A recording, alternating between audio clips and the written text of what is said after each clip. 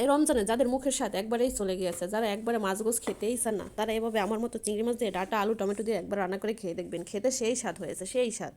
চিংড়ি মাছ দিয়ে ডাটা রান্না করে আপনি সেরিতে খাবার খেলে অনায়াসে আপনি 1 প্লেট খাবার খেয়ে নিতে পারবেন। আমি এভাবে ডাটা রান্না করার পর খেয়ে আমার বাসার সবাই আমার প্রশংসা করেছে।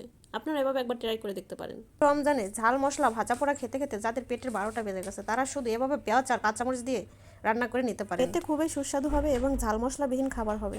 বাসায় প্রচণ্ড গরম, এদিকে ভাজা পোড়া খেতে খেতে পেট খুব গরম হয়ে গেছে, তাই আজ অন্যরকম রান্নার ট্রাই করে দেখলাম খেতে কেমন হয়। খেয়ে দেখি খুবই মজা হয়েছে, আমার জামাই তো খেয়ে খুব খুশি।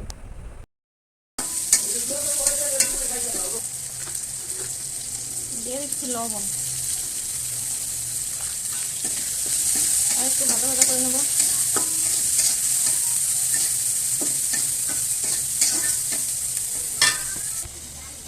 ডাটা আর আলু দিয়ে এখন ভালো করে কষিয়ে নেব।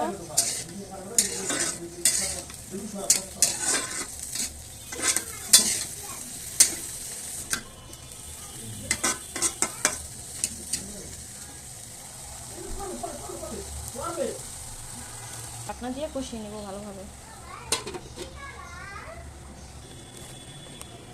ঢাকনা উঠিয়ে দেখবো এটা কষানো হয়েছে কিনা।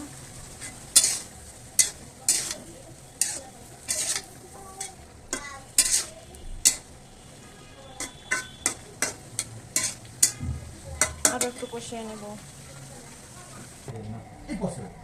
টমেটো কেটে নিচ্ছি, টমেটো দিয়ে দেবো ডাটার ভিতরে।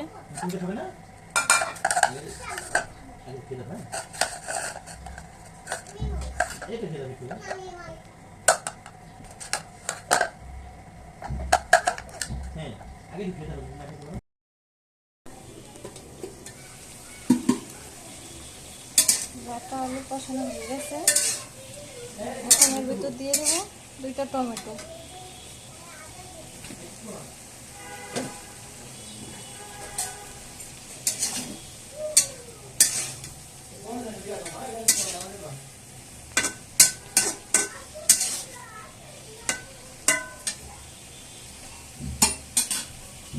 ঠিক আছে, এখন পানি দিয়ে দেবো।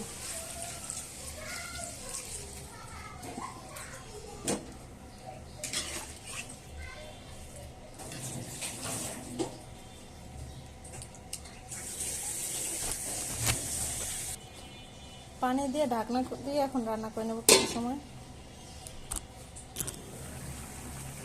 দেখেন কালারটা কিন্তু খুবই সুন্দর লাগতেছে।